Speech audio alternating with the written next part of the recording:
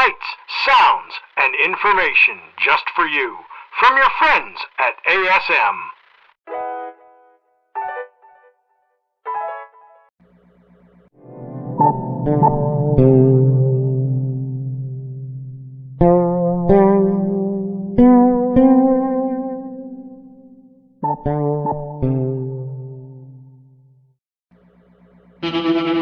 Welcome to the turn of night.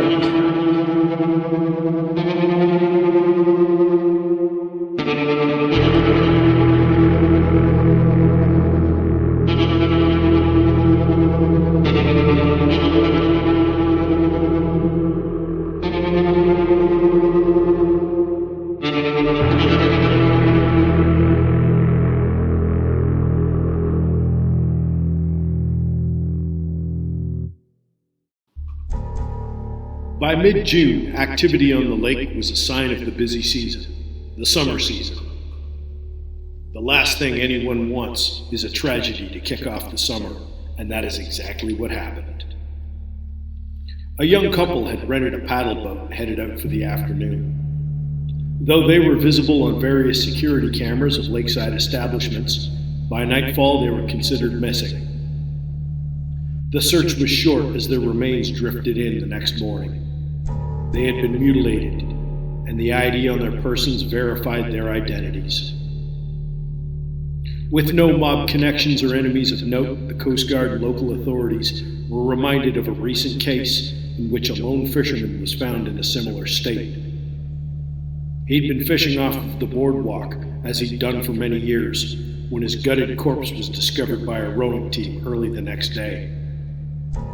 They had indeed feared the worst. A serial killer that targeted people close to the waterfront. A few days later, we were seated at a restaurant overlooking the lake. The Blue Devil was a popular summer spot, with their indoor and outdoor dining, a bar, buffet, and a ballroom which held events all year round.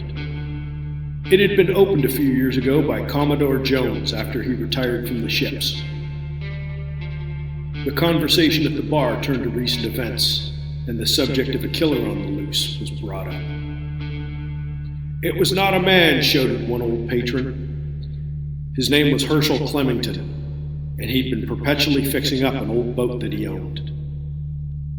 Never without his tool bag, he even had a can of Prongelone oil in his kit.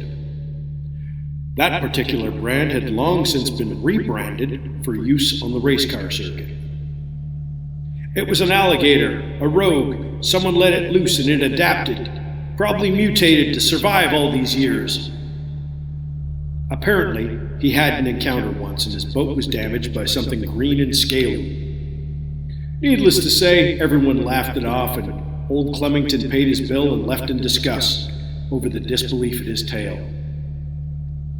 It's been said that he spent much of the year at a house he had up on Lake Superior and likely believed too much of the old lake legends.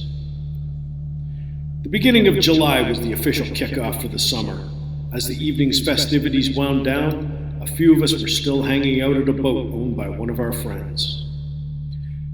A security detail had been assigned, and we'd see a lone officer patrol the boardwalk hourly.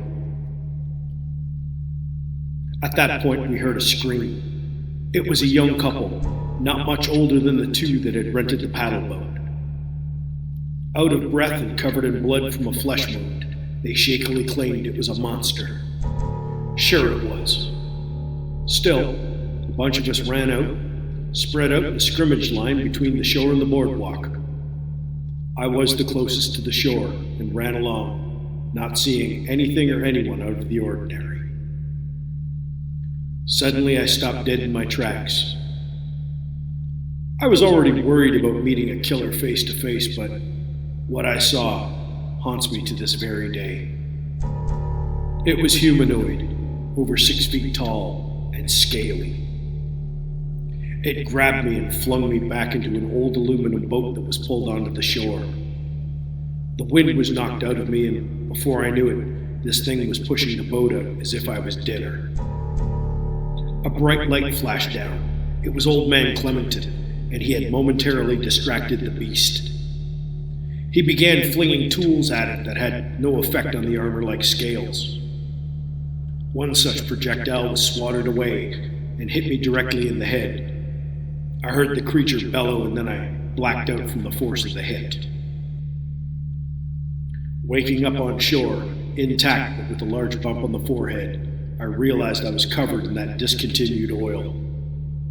Old Man Clemington, holding the oil can, stated that the creature had no interest in eating me once I was covered in it. The others looked to him with a newfound respect. Yet, the monster is still out there.